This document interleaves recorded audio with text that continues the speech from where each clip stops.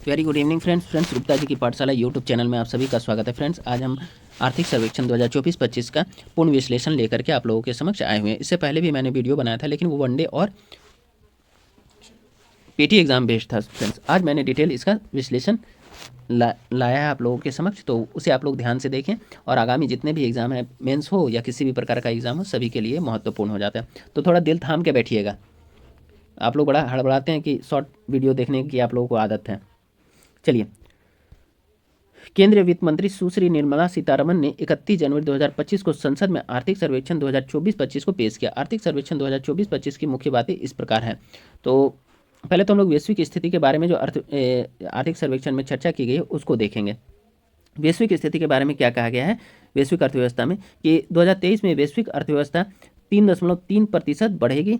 ठीक है, और आईएमएफ ने 2024 के लिए यह 3.2% और 2025 के लिए 3.3% की वृद्धि दर का अनुमान लगाया। यानी कि बोला है कि 2024 में घटेगा मामूली, लेकिन फिर 2025 में यह अपने पूर्व स्तर पर यानी 3.3% पर आ जाएगा। ठीक है, अब देखिए, बोला कि विभिन्न क्षेत्रों में विकास असमान रहा है। उन्नत अर्थव्यवस्थाओं में विकास जो है स्थिर विस्तार दर्ज किया है, जबकि उभरते बाजारों और विकासशील अर्थव्यवस्थाओं में विकास जो है मिश्रित रुझान देखने को मिले हैं। ठीक है, आगे हम लोग देखेंगे कि आपूर्ति श्रृंखला यानी सप्लाई चेन। तो सप्लाई चेन में व्यवधान, आपूर्ति श्रृंखला में व्यवधान और बाह्य मांग में कमी के कारण वैश्विक विनिर्माण कमजोर हुआ है, विशेष रूप से यूरोप और एशिया के कुछ हिस्सों में, क्योंकि यह क्षेत्र जो है युद्धग्रस्त है। सेवा क्षेत्र लचीला बना हुआ है या बना रहा और आर्थिक गतिविधि में सकारात्मक योगदान दिया है। देखिए, सेवा क्षेत्र बोला लचीला बना रहा है, जो आर्थिक गतिविधि में सकारात्मक योगदान दिया है। अब अधिकांश अर्थव्यवस्था में मुद्रास्फीति या महंगाई का दबाव कम हुआ है, लेकिन सेवा क्षेत्र में यह दबाव अभी भी बरकरार रहा है। प्रमुख भू राजनीतिक जोखिमों में रूस यूक्रेन संघर्ष, इजरायल हमास संघर्ष, साइबर खतरे और वैश्विक व्यापार मार्ग में व्यवधान शामिल है। अब चलिए, भारत के संदर्भ में क्या कहा गया है कि वित्त वर्ष 2024-25 में वास्तविक जीडीपी वृद्धि 6.4% रहने का अनुमान व्यक्त किया गया है, जिसमें कृषि और सेवाओं से समर्थन मिलेगा तथा निजी खपत स्थिर रहेगी। विनिर्माण के लिए क्या कहा गया? विनिर्माण के लिए वैश्विक क्रय प्रबंधन सूचकांक यानी पीएमआई ने 2024 की शुरुआत में संक्षिप्त विस्तार के बाद 2024 के मध्य तक संकुचन का संकेत दिया। ये वैश्विक स्तर पर का है। ठीक है, लेकिन भारत का पीएमआई विस्तार अपने क्षेत्र में ही रहा है। ठीक है, अब सेवाएं, सर्विस सेक्टर के बारे में वैश्विक संदर्भ में क्या कहा गया कि वैश्विक सेवा पीएमआई व्यापार गतिविधि सूचकांक दिसंबर 2024 में बढ़कर 53.8% हो गया, जो लगातार 23 महीनों का विस्तार को दर्शाता है। वैश्विक संदर्भ में कहा गया पीएमआई व्यापार गतिविधि सूचकांक। ठीक है, अब मुद्रास्फीति के बारे में क्या कहा गया है वैश्विक संदर्भ में कि मौद्रिक शक्ति के कारण वैश्विक स्तर पर गिरावट तो मुद्रास्फीति में आई है, लेकिन वेतन वृद्धि के कारण सेवाओं में यह अभी भी उच्च बनी हुई है। ठीक है, भारत का आर्थिक प्रदर्शन देखिए, अब भारत के आर्थिक प्रदर्शन के बारे में हम लोग एक एक करके यहाँ पर देखेंगे। पहला पॉइंट बोल रहा सकल घरेलू उत्पाद वृद्धि। तो यहाँ 25 जहाँ लिखा हुआ है ना, तो आप लोग ध्यान रखिएगा 2024-25 इसका संदर्भ है। ठीक है, तो वित्त वर्ष 2024-25 के लिए यह 6.4% अनुमानित मजबूत घरेलू आर्थिक गति बनाए रखना है। बोला कि इस साल जो है 2024-25 में 6.4% जीडीपी वृद्धि दर रहने का अनुमान है। ठीक है, चलिए आगे बोला है निजी उपभोग। तो निजी उपभोग का यहाँ पर यही बोला गया कि निजी उपभोग का क्या भूमिका रहा है। तो ध्यान दीजिएगा यहाँ पर कि निजी उपभोग वित्त वर्ष 2025 में सालाना आधार पर निजी उपभोग में 7.3% की वृद्धि हुई है, जो सकल घरेलू उत्पाद में 61.8% का योगदान दिया है। कौन? तो निजी उपभोग ने, जो वित्त वर्ष 2003 के बाद सबसे अधिक है। ठीक है, अब निवेश के बारे में यानी कि इन्वेस्टमेंट के बारे में, वित्त वर्ष 2024-25 में सकल स्थायी पूंजी निर्माण यानी GFCF में 6.4% की वार्षिक वृद्धि हुई, जो स्थिर निवेश प्रवृत्ति को दर्शाता है।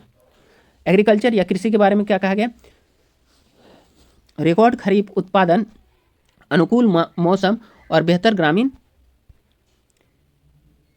मांग के कारण वित्त वर्ष 2024-25 में 3.8% की वृद्धि हुई है। उद्योग के बारे में क्या कहा गया है? 2024-25 में 6.4% की वृद्धि हुई। मजबूत निर्माण और उपयोगिता की वृद्धि ने विनिर्माण मंदी की भरपाई कर दी है। आगे बोला है वित्त या सर्विस सेक्टर के बारे में क्या कहा गया? वित्त वर्ष 2024-25 में 7.2% की वृद्धि हुई है, जिसका नेतृत्व वित्तीय सेवाएं, आईटी और लोक प्रशासन ने किया है। ठीक है, व्यापार घाटा के संदर्भ में क्या कहा गया? अप्रैल से दिसंबर 2024 मतलब इस साल का, ठीक है, के दौरान भारत का व्यापारिक आयात 5.2% सालाना की दर से बढ़ा, जो निर्यात से अधिक था, जिससे व्यापार घाटा बढ़ गया है। मतलब आयात जो था निर्यात से अधिक था, तो इसीलिए हमारा व्यापार घाटा बढ़ गया है, ठीक है। चलिए आगे हम लोग देखेंगे सेवा व्यापार यानी सर्विस ट्रेड। तो सेवा व्यापार अधिशेष मजबूत बना रहा, जिससे बाह्य क्षेत्र स्थिर हुआ है, ठीक है। धन प्रेषण यानी रेमिटांस के बारे में देखेंगे। भारत विश्व में धन प्रेषण या रेमिटांस का सबसे बड़ा प्राप्तकर्ता बना हुआ है, जिससे OECD अर्थव्यवस्थाओं में मजबूत रोजगार बाजारों का समर्थन प्राप्त है। अगला हम लोग देखेंगे चालू खाता घाटा या करंट अकाउंट डेफिसिट, ठीक है, यानी CAD। तो चालू खाता घाटा या करंट अकाउंट डेफिसिट मजबूत प्रेषण प्रवाह और सेवा व्यापार अधिशेष के कारण वित्त वर्ष 2024-25 की दूसरी तिमाही में सकल घरेलू उत्पाद के 1.2% पर प्रबंधनीय रहा है। कितना रहा है? 1.2% सकल घरेलू उत्पाद का, ठीक है। चलिए आगे हम लोग देखेंगे खुदरा मुद्रास्फीति यानी रिटेल इन्फ्लेशन जिसको कहा जाता है, ठीक है। चलिए अप्रैल दिसंबर 2024 में औसतन 4.9%, कितना? अप्रैल से दिसंबर 2024 में औसतन कितना रहा? 4.9% जो है खुदरा मुद्रास्फीति रहा है, ठीक है। वित्त वर्ष 2024 में यह 5.4% से कम है, लेकिन RBI की सहनशील बैंड की ऊपरी सीमा के पास बनी हुई है। देखिए बोल रहा है कुल मिलाकर के कि खुदरा मुद्रास्फीति अभी जो है वर्तमान करेंट ईयर्स में 4.9% दिसंबर तक रहा है, ठीक है, लेकिन पिछले वर्ष यह कितनी थी? 5.4% थी, तो उससे यह कम है। अब RBI की लेकिन बोला ये RBI की सहनशीलता बैंड की ऊपरी सीमा के पास बनी है। तो इसको हम लोग देख लेते हैं RBI का सहनशीलता बैंड क्या है।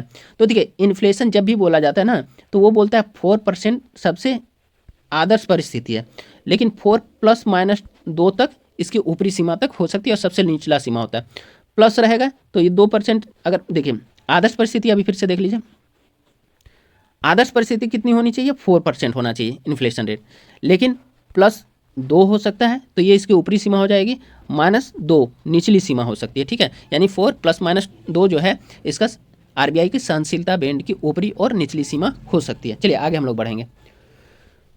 खाद्य मुद्रास्फीति यानी फूड इन्फ्लेशन, आपूर्ति में व्यवधान और अनियमित मौसम पैटर्न के कारण मुख्य रूप से सब्जियों और दालों के मूल्य में वृद्धि के कारण यह बढ़कर कितनी होगी? 8.4% होगी। कोर मुद्रास्फीति में गिरावट आई है, जो वस्तुओं और सेवाओं में लागत दबाव में कमी को दर्शाती है, ठीक है। आगे बोला है सरकारी व्यय। सरकारी व्यय के बारे में क्या कहा गया? विशेष रूप से बुनियादी ढांचे, रक्षा और परिवहन क्षेत्रों में मजबूत पूंजीगत व्यय वृद्धि हुई है, ठीक है। आगे हम लोग देखते हैं फ्रेंड्स कर राजस्व, ठीक है। कर राजस्व के बारे में क्या बताया गया है कि अप्रैल से नवंबर 2024 के दौरान सकल कर राजस्व यानी GTR में GST संग्रह द्वारा 10.7% की वार्षिक वृद्धि हुई है। बोला अप्रैल से नवंबर 2024 में सकल कर राजस्व में GST संग्रह द्वारा कितना वृद्धि हुई है? 10.7% की वृद्धि हुई है। आगे हम लोग बढ़ते हैं फ्रेंड्स। नौकरी में वृद्धि, सेवा और विनिर्माण क्षेत्र में रोजगार में सुधार हुआ है, जबकि मजबूत कृषि सीजन में ग्रामीण रोजगार को लाभ मिला है। विकास की संभावनाएं क्या व्यक्त की गई है? विकास की संभावनाएं, सकल घरेलू खपत और निवेश प्रवृत्तियों से समर्थित भारत का विकास परिदृश्य स्थिर बना हुआ है। चलिए निजी निवेश क्षमता उपयोग में सुधार और कॉर्पोरेट ऑर्डर बुक के विस्तार के कारण इसमें वृद्धि होने की उम्मीद है। बुनियादी ढांचे में विकास, आर्थिक विस्तार को बढ़ावा देने के लिए परिवहन, ऊर्जा और शहरी विकास पर निरंतर ध्यान केंद्रित किया जाएगा, ठीक है। आगे बोला व्यापक आर्थिक स्थिरता, ठीक है। तो नीति मध्यम अवधि की वृद्धि को बनाए रखने के लिए मुद्रास्फीति नियंत्रण, राजकोषीय अनुशासन और संरचनात्मक सुधारों पर केंद्रित है। हरित परियोजनाओं के बारे में आर्थिक सर्वेक्षण में क्या कहा गया? हरित परियोजनाओं के बारे में, भारत ने हरित परियोजनाओं के वित्त पोषण हेतु वित्त वर्ष 2024 में 20,000 करोड़ रुपए अमेरिकी डॉलर के सॉवरेन ग्रीन बॉन्ड जारी किए। अब सतत विकास और लचीलापन के बारे में देखेंगे हम लोग, ठीक है। सतत विकास और लचीलापन, तटीय आवास और मूर्त आय के लिए मैंग्रोव पहल मिष्टी पहल के तहत 13 राज्यों और केंद्र शासित प्रदेशों में 22,560 हेक्टेयर मैंग्रोव को पुनर्स्थापित किया जाएगा। अमृत 2.0 के माध्यम से जल संरक्षण 3,078 जल निकाय पुनरुद्धार परियोजना स्वीकृत की गई है, ठीक है। अब PM सूर्य घर योजना के तहत 7 लाख छतों पर सौर ऊर्जा प्रणालियाँ स्थापित की गई है, लेकिन लक्ष्य कितना रखा गया? 1 करोड़ घरों का, ठीक है। ऊर्जा सुरक्षा और परिवर्तन के बारे में क्या कहा गया कि कोयला भारत का प्राथमिक ऊर्जा स्रोत बना हुआ है, जिसमें दक्षता के लिए 65,290 मेगावाट सुपर क्रिटिकल कोयला संयंत्र है। ठीक, आगे बोला है संतुलित परिवर्तन के लिए परमाणु, हाइड्रोजन और जैव ऊर्जा कार्यक्रमों का विस्तार किया जा रहा है। सामाजिक क्षेत्र के बारे में कहा गया है इसमें आर्थिक सर्वेक्षण में, भारत का सामाजिक क्षेत्र व्यय 15% CAGR वित्त वर्ष 2021 से 25 से में बढ़कर वित्त वर्ष 2025 में 25.7 लाख करोड़ रुपए तक पहुंच गया है। चलिए, कितना परसेंट बढ़ा है? 15%, और ये बढ़ करके कितना हो गया? 25.7 लाख करोड़ रुपए हो गया। यही बोल रहा है कुल मिलाकर के। अगला पॉइंट देखेंगे फ्रेंड्स, ग्रामीण क्षेत्रों के लिए गिनी गुणांक 2022-23 में 0.266 यानी 0.266 से घटकर 2023-24 में 0.237 हो गया। ये ग्रामीण के बारे में कह रहा है, ठीक है। लेकिन शहरी क्षेत्रों के लिए 2022-23 में 0.314 या 0.314 से घटकर 2023-24 में 0.284 यानी 0.284 हो गया है, ठीक है।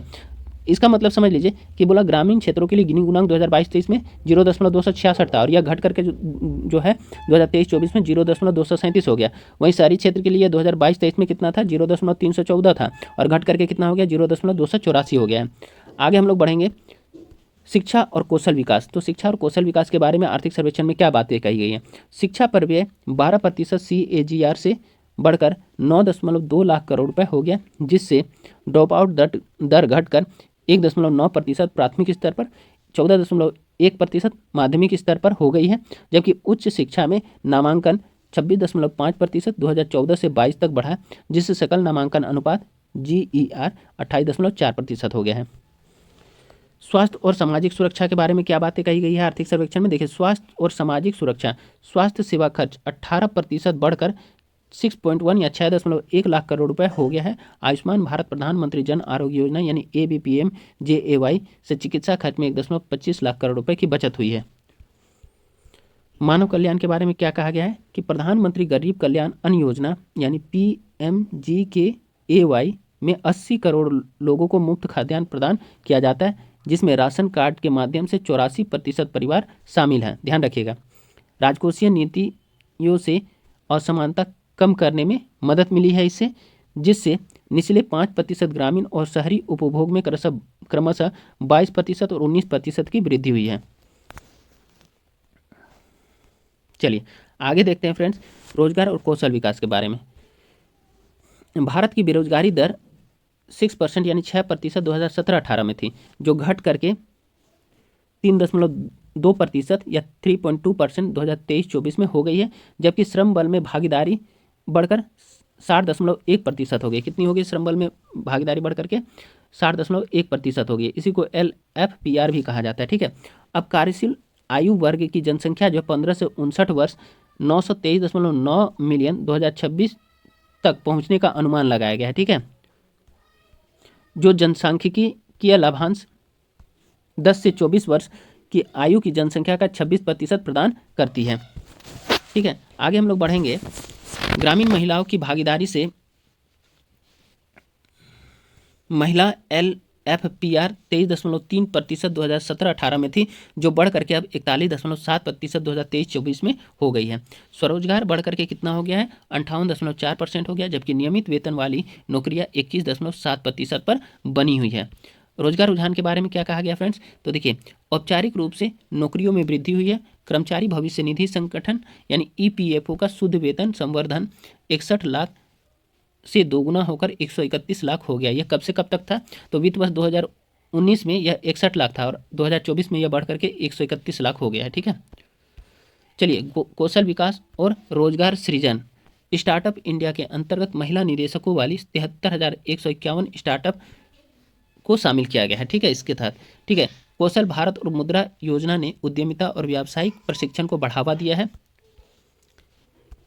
बढ़ती डिजिटल अर्थव्यवस्था और नवीकरणीय ऊर्जा क्षेत्र रोजगार सृजन को बढ़ावा दे रही है, जो विकसित भारत के लिए महत्वपूर्ण है।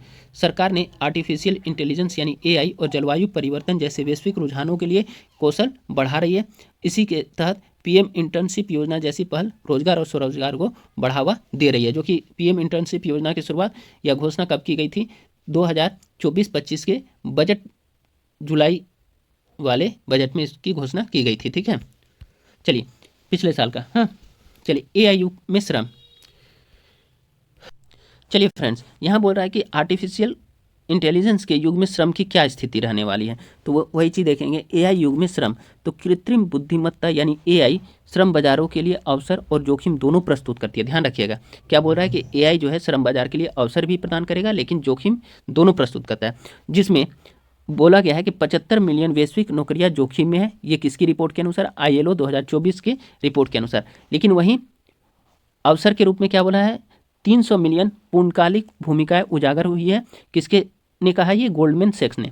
ILO बोल रहा है 75 मिलियन वैश्विक नौकरियां जोखिम में है श्रम बाजार का, लेकिन वहीं गोल्डमैन सैक्स बोल रहा है कि वहीं 300 मिलियन पूर्णकालिक भूमिकाएं यहाँ से उजागर हुई है, यानी इतना अवसर और मिले इसमें, एआई सेक्टर में इतना मिलियन जो है अवसर उत्पन्न हुआ है, ठीक है, इसके कारण, एआई के कारण। तो दोनों अपनी अपनी बात कह रहा है। अब देखिए, भारत का एआई बाजार यानी आर्टिफिशियल इंटेलिजेंस बाजार 2027 में 25 से 35% CAGR यानी कंपाउंड एनुअल ग्रोथ रेट से बढ़ने वाला है। कितना बढ़ने वाला है? तो 25 से 35% कंपाउंड एनुअल ग्रोथ रेट से बढ़ने वाला 2027 तक, ठीक है, जिससे संतुलित संक्रमण के लिए कार्यबल का कौशल विकास, नियामक निरीक्षण और मानव एआई सहयोग महत्वपूर्ण हो जाएगा। आर्थिक सर्वेक्षण 2024-25 के अनुसार भारत की आर्थिक चुनौतियां क्या है उसको भी हम लोग देखते चलेंगे। देखिए, क्या क्या भारत के लिए आर्थिक चुनौतियां? सबसे पहला है भू राजनीतिक जोखिम है, दूसरा वैश्विक व्यापार मंदी, तीसरा वित्तीय बाजार में स्थिरता, ठीक है। तो इन तीनों को हम लोग देखते हैं। अब ऐसे तो आपका मुद्रास्फीति भी होगा, जलवायु प्रभाव होगा, निवेश और बुनियादी ढांचे की अड़चन होगी, ठीक है, रोजगार और कौशल अंतराल, ठीक है। तो एक एक करके हम लोग चलिए देखते चलते हैं। काफ़ी सारे हैं फ्रेंड्स, तो उन सभी को देखना होगा ना। चलिए यहाँ से देखते हैं। तो आर्थिक सर्वेक्षण 2024-25 के अनुसार भारत की आर्थिक चुनौतियाँ क्या है वैश्विक स्तर से, ठीक है ना। भू राजनीतिक जोखिम जो है, रूस यूक्रेन युद्ध और लाल सागर में व्यवधान जैसे संघर्ष व्यापार, ऊर्जा की कीमतों और आपूर्ति श्रृंखलाओं को प्रभावित करते हैं, ठीक है। आगे बोल रहा है वैश्विक व्यापार मंदी। देखिए, वैश्विक व्यापार मंदी, संरक्षणवाद, आपूर्ति श्रृंखला पुनर्गठन, भारत के निर्यात प्रतिस्पर्धात्मकता को प्रभावित करते हैं। वित्तीय बाजार के संदर्भ में क्या कहा गया? वित्तीय बाजार में अस्थिरता, अमेरिका और यूरोपीय संघ में ब्याज दर में उतार चढ़ाव के कारण पूंजी का बहिर्वाह हो सकता है, जिससे भारत के विदेशी मुद्रा भंडार और मुद्रा स्थिरता पर असर पड़ सकता है। ये सभी भारत की चिंताएं हैं। अब मुद्रास्फीति क्या कह रहा है कि लगातार खाद्य मुद्रास्फीति, देखिए बोला स्थिर कोर मुद्रास्फीति के बावजूद मुद्रास्फीति संबंधी दबाव पैदा करना, ठीक है। जलवायु प्रभाव भारत की चिंता है, ठीक है। जलवायु प्रभाव, अनियमित मानसून, सूखा और चरम मौसम की घटनाएं खाद्य सुरक्षा और कृषि आय को प्रभावित करती है। फिर बोल रहा है निवेश और बुनियादी ढांचे में अड़चनें, ठीक है। तो जबकि सार्वजनिक पूंजीगत व्यय 38.8% CAGR वित्त वर्ष 2020 और से लेकर के 2024 की दर से बढ़ा। कितना बढ़ा है आपका पूंजीगत व्यय? 38.8% बढ़ा है। कब से कब तक? 20 से लेकर के 24 के बीच में ये दर से बढ़ा। वैश्विक अनिश्चितताओं और नियामक चिंताओं के कारण निजी निवेश सतर्क बना हुआ है। आगे बोल रहा है राष्ट्रीय लॉजिस्टिक नीति प्रयासों के बावजूद लॉजिस्टिक लागत उच्च यानी GDP का 13 से 14% बनी हुई है, जो औद्योगिक प्रतिस्पर्धा को सीमित कर रही है। योजनाबद्ध शहरीकरण के अभाव बोल रहा है यहाँ पर। बोल रहा है भारत में जो है, भारत की चिंताएं क्या है? योजनाबद्ध शहरीकरण के अभाव के परिणामस्वरूप प्रमुख शहरों में यातायात भीड़, अपर्याप्त सार्वजनिक परिवहन और आवास की लागत में वृद्धि होती है, ठीक है। बोला योजनाबद्ध अगर शहरीकरण का जहाँ अभाव रहता है उसका परिणाम किस रूप में देखने को मिलता है? तो इसमें यातायात भीड़ देखने को मिलेगा, अपर्याप्त सार्वजनिक परिवहन की व्यवस्थाएं देखने को मिलेगा, आवास की लागत में वृद्धि होती हुई दिखेगी। तो ये सभी अव्यवस्थाओं का कारण बन सकती है योजनाबद्ध शहरीकरण के अभाव में, ठीक है। आगे हम लोग देखते हैं स्मार्ट सिटी और शहरी परिवहन परियोजनाओं को भी नियामक बाधाओं और वित्त पोषण अंतराल के कारण क्रियान्वयन में देरी का सामना करना पड़ रहा है। चलिए आगे बढ़ेंगे। रोजगार एवं कौशल के बारे में क्या कहा गया है? चिंता है। तो देखिए रोजगार एवं कौशल अंतराल, तो देखिए बेरोजगारी वृद्धि की चिंता है। भारत बेरोजगारी वृद्धि की गंभीर चुनौतियों का सामना कर रहा है, जहाँ आर्थिक वृद्धि रोजगार सृजन की गति से आगे निकल रही है, जिसका मुख्य कारण उच्च कौशल निम्न रोजगार वाले क्षेत्रों, समय से पूर्व औद्योगिकीकरण में कमी और कौशल असंतुलन पर ध्यान केंद्रित करना है। अब कम LFPR, ठीक है, भारत यानी लेबर फोर्स पार्टिसिपेशन जिसको बोला जाता है, कम LFPR, भारत में महिला लेबर फोर्स पार्टिसिपेशन रेट यानी LFPR 41.7% वित्त वर्ष 2025 के अनुसार है, जो अभी तक 50% से अधिक के वैश्विक औसत से कम है। बोला विश्व स्तर में अभी 50% है, लेकिन उससे भारत में LFPR महिलाओं का कम है, कितना, 41.7% है। अब राजकोषीय और वित्तीय जोखिम भी भारत की चिंता है। तो राजकोषीय और वित्तीय क्षेत्र में जोखिम, बढ़ती सब्सिडी, सीमित राजस्व वृद्धि और केंद्रीय हस्तांतरण पर निर्भरता के कारण कई राज्यों को उच्च ऋण बोझ का सामना करना पड़ रहा है।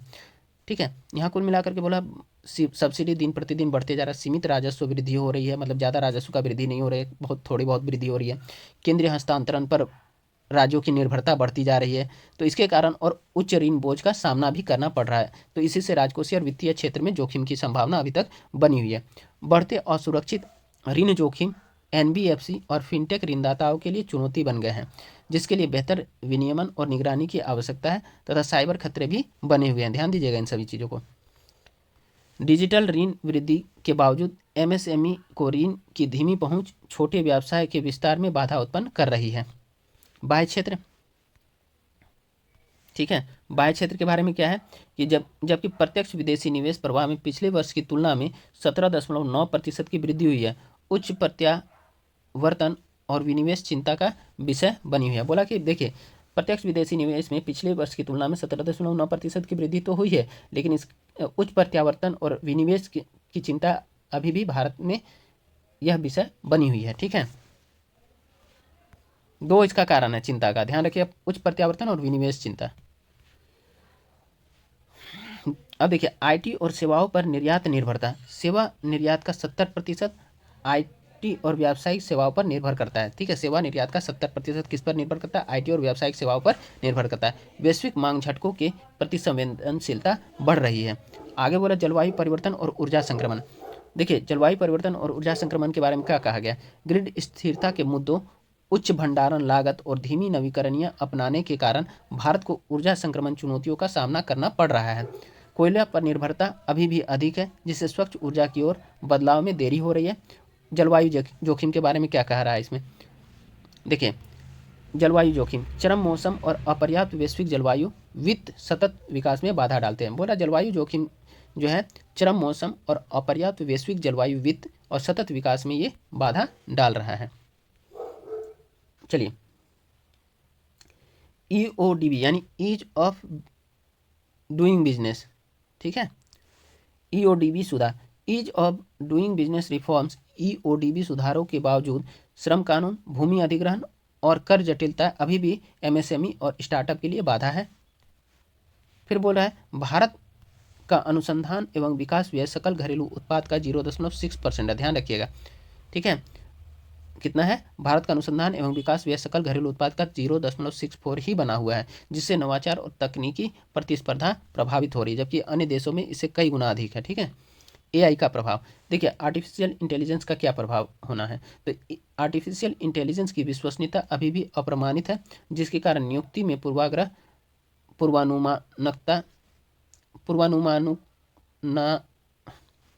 फिर से पढ़ देते हैं।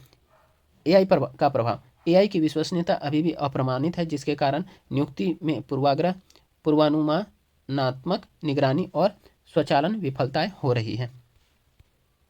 पूर्वानुमान को मिला करके बना दिया है। AI डेटा केंद्रों के लिए ऊर्जा की मांग, भारत की कुल बिजली खपत, बोला AI डाटा के लिए ऊर्जा की मांग, भारत की कुल बिजली खपत 1580 टेरावाट घंटे तक पहुंच सकती है, ब्लूमबर्ग 2024 की रिपोर्ट के अनुसार। बोला AI डाटा केंद्रों के लिए ऊर्जा की मांग बढ़ सकती है और भारत की कुल बिजली खपत का 1580 टेरावाट पर घंटे तक यह मांग पहुंच सकती है, ब्लूमबर्ग 2024 की रिपोर्ट में इसके बारे में कहा गया। भारतीय IT, बिजनेस प्रोसेस आउटसोर्सिंग या BPO और बैंकिंग क्षेत्रों को उच्च आर्टिफिशियल इंटेलिजेंस व्यवधान का सामना करना पड़ रहा है, विशेष रूप से कम मूल्य वाली सेवा नौकरियों में। आगे बढ़ने का राह देखते हैं क्या है। बोल रहा है भू राजनीतिक अनिश्चितताओं का प्रबंधन, संघर्ष प्रभावित क्षेत्रों पर निर्भरता कम करने के लिए व्यापार साझेदारों में विविधता लाना और क्षेत्रीय समझौतों जैसे कि इंडो पैसिफिक आर्थिक ढांचा, भारत मध्य पूर्व यूरोप कॉरिडोर को मजबूत करना होगा भारत को। रणनीतिक पेट्रोलियम भंडारों और नवीकरणीय विकल्पों में निवेश करके घरेलू ऊर्जा सुरक्षा को मजबूत करना होगा या आगे बढ़ाना होगा, ठीक है ना। फिर बोला कि उत्पादन से जुड़ी पहल पीएलआई योजनाओं के माध्यम से घरेलू विनिर्माण और आपूर्ति श्रृंखला लचीलेपन का विस्तार करना तथा प्रमुख क्षेत्रों में 100% एफडीआई की अनुमति देना होगा, ठीक है। अब मुद्रास्फीति की नियंत्रण देखिए, मुद्रास्फीति पर नियंत्रण, खाद्य मुद्रास्फीति को नियंत्रित करने के लिए बेहतर भंडारण, रसद और वास्तविक समय मूल्य निगरानी के साथ खाद्य आपूर्ति श्रृंखला को मजबूत करना होगा। कर प्रोत्साहन, भूमि एवं श्रम सुधार तथा व्यवसायों के लिए अनुपालन को आसान बनाकर निजी निवेश को प्रोत्साहित करना होगा। राजकोषीय स्थिरता को मजबूत करना, जीएसटी कवरेज का विस्तार और कर प्रशासन को डिजिटल बनाकर राज्य कर संग्रह दक्षता में वृद्धि करना होगा। राजकोषीय अनुशासन के साथ कल्याण का संतुलन या संतुलित करने के लिए, देखिए, राजकोषीय अनुशासन के साथ कल्याण को संतुलित करने के लिए सब्सिडी को तर्कसंगत बनाना होगा। राज्यों को राजकोषीय जिम्मेदारी ढांचे को अपनाने और अस्थिर आधार को सीमित करने के लिए प्रोत्साहित करना होगा। बेरोजगारों की समस्या का समाधान, एमएसएमई की वृद्धि के लिए विनियमन को हटाना आवश्यक है ताकि अनुपालन बोझ को कम करके नवाचार और रोजगार सृजन को बढ़ावा दिया जा सके और कार्यबल का बढ़ाया जा सके, ठीक है। तो फ्रेंड्स, आज का टॉपिक्स यहीं पर समाप्त करते हैं। अब कल से हम रेगुलर रहेंगे और आपके सामने फिर कल नए टॉपिक्स और नए फ्लेवर के साथ आप लोगों के समक्ष प्रस्तुत होंगे। तब तक के लिए आप लोगों को जय हिंद, जय भारत और गुड नाइट फ्रेंड्स। आप लोग मेरे चैनल को लाइक, सब्सक्राइब, शेयर और कमेंट अवश्य करें।